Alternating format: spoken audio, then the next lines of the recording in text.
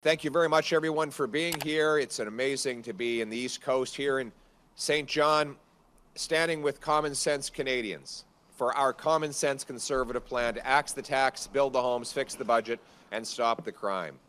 I was just in Moncton meeting with workers. Soon I'll meet with St. John police, business leaders, and other local common sense Canadians. What I'm hearing so far is that after 8 years, Justin Trudeau is not worth the cost. After 8 years of Trudeau, everything costs more. People have to line up. 2 million Canadians line up at food banks every single month in scenes that are reminiscent of the Great Depression. 32% of charities are turning people away because they've run out of money. 8,000 people have signed up for a Facebook network that shares tips on how to jump into a dumpster in order to get yourself a meal, because that's how desperate people have become. I just learned that a local military base has 50 of its members going to the food bank here in New Brunswick. We've just come from St. John's, Newfoundland, where I met with the food bank there. Their demand is up 45% in 4 years, in part because Trudeau's carbon tax on the farmers and fishers who produce the food and the truckers who ship the food. They're having to bail out other food banks that are worried they might have to go under.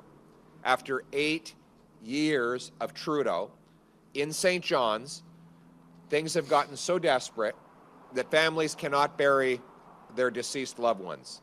There are 28 dead bodies in chilling containers outside of the hospital in St. John's next to a dumpster because their families cannot afford a burial or a cremation. This would have been unimaginable before Justin Trudeau. He's doubled housing costs after having promised to bring them down. Rents up over 100%, mortgage payments up 100%. A down payment takes 25 years to save up in Toronto. You used to be able to pay off a mortgage in that time. 67% of Canadians believe, after 8 years of Trudeau, that the next generation will be worse off than the one that came before. 50 military families in New Brunswick, are using a food bank. We have CBC Nova Scotia reporting that Nova Scotians got extreme power bills recently, which are leaving many of them choosing between eating and turning the lights on. There are now 35 homeless encampments in Halifax. All of these things would have been unimaginable before Justin Trudeau. Justin Trudeau is not worth the cost, not worth the crime, not worth the corruption, and not worth the country we know and love. The good news is life was not like this before Trudeau, and it won't be like this after he's gone. Common sense Conservatives are fighting back, and that's what brings me here today. Trudeau's April 1st carbon tax hike of 23% is scheduled to take effect in just a few weeks. April Fool's Day, and with Justin Trudeau and the Liberals, the joke is on you. Trudeau will hike gas prices at stations like this one. Home heating bills will rise across the country. Farmers, fishermen, truckers who all bring us food will be paying more and passing on those prices at the grocery store to Canadians who are already starving. That's why common sense Conservatives are standing with 70% of Canadians in the polls and 70% of provincial premiers who have called for Trudeau to spike the hike, cancel this heartless and cruel April 1st tax hike. There will be 2 common sense Conservative motions before the House of Commons next week. Liberal and NDP members of Parliament will have to decide whether they vote for their constituents' affordable gas, food, and homes, or whether they will vote with Justin Trudeau to dig deeper into the pockets of Canadians who are freezing and starving. That will be the decision. All Conservatives, thank you. you can see where people stand here. They're on side with the common sense Conservatives to spike the hike and axe the tax. We have a common sense plan to axe the tax, build the homes, fix the budget, and stop the crime. We're going to have abundant and affordable energy again. Canadians will bring home powerful paychecks that buy affordable food, gas, and homes in safe neighborhoods, and that will be the choice. Either there will be a costly coalition of Trudeau and the NDP who tax your food, punish your work, take your money, double your housing costs, and unleash crime and chaos in your community, or common sense Conservatives who axe the tax, build the homes, fix the budget, and stop the crime. That's the choice. Let's bring it home. I strongly supported the Energy East pipeline. I think it is insane that we are, here in St. John, we are importing 130,000 barrels of Saudi Arabian, Nigerian oil at the same time as our Western producers are blocked from selling their product to other Canadians. Justin Trudeau killed the Energy East pipeline. His Liberal New Brunswick MPs helped him kill it. They did nothing to champion the jobs of New Brunswickers or of Western Canadians.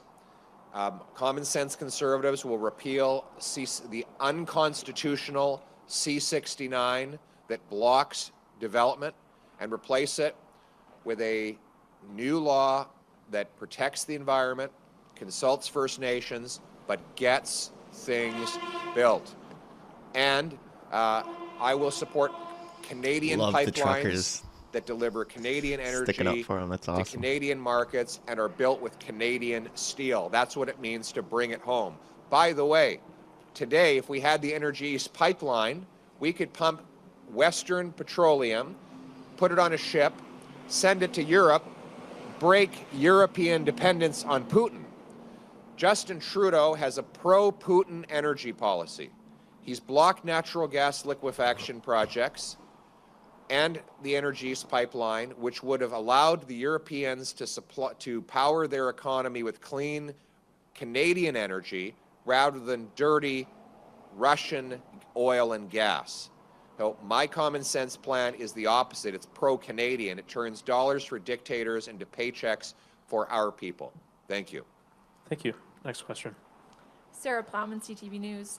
The industrial carbon tax, like any corporate tax, gets passed along to consumers. So, Mr. Poilievre, would you cancel this, or would you keep the industrial carbon tax? Well, most heavy industry has an exemption from the carbon tax.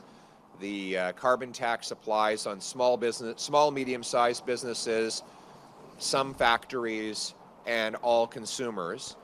But large cement plants, and other industrial factories are exempt. They either are under regulatory regimes like the tier system in Alberta or the output-based production systems in Ontario. They have a carbon tax exemption. I'm not going to slap a new carbon tax on anybody. I'm going to axe the tax to bring home lower energy prices and incentivize more our industry to become even greener and even cleaner. We're also going to export our clean, green Canadian energy to the world by repealing C-69 so that projects can get built. Thank you. Thank you. Next question. Jacques Poitras from CBC News. This is a question for my colleagues in Ottawa. Should the Prime Minister have said yes to Premier Legault's demand to transfer all immigration powers to Quebec? Trudeau caused the crisis. Let's start with that. He unleashed chaos in our immigration system by keeping Roxham Road open for years after the Americans offered to close it, by removing the visa requirement for Mexico that common sense Conservatives had put in place, which led asylum claims to rise from 250 to 17,000 in just 8 years, with almost 90% of those claims not found to be legitimate by the Immigration and Refugee Board. More than half of the intake of refugees have been going to Quebec, even though that province has only 22% of the national population. Obviously, that has put massive, by the Liberal government's own admission, that has put massive strain on housing and social services. My commitment is to reinstate common sense conservative immigration policies that block illegal immigration, that discourage false asylum claims, that bring legitimate refugees, economic immigrants, and family members here to be part of of Canada, but do so in an orderly fashion with numbers that line up with the availability of social services and housing. And of course, we would work with all provinces, including Quebec, to do that. Thank you. Okay. Thank you. We'll have time for one more question. Thank you. You're scheduled to have a dinner this evening with Premier Higgs. I just wondered what you thought of your relationship. What is your relationship with Premier Higgs, and what policies are you aligned on? First and foremost, the carbon tax. Premier Higgs has joined with common sense conservatives across the country to axe the tax. And tonight I will thank him and all New Brunswick conservatives for locking arms with us on that. Premier Higgs and all New Brunswick conservatives understand that people in places like St. John, in Moncton, in Fredericton can't afford yet another Trudeau tax. What they need is affordable, abundant energy, and that's what they will get when I axe the tax. But the last thing we want is for, after I axe the tax, for there to be another Trudeau-style provincial government that puts it back on. And that's the risk. Whenever you vote Liberal, you should hold on to your wallet, because they'll be coming for your money. Thank you. All right. Thank you very much.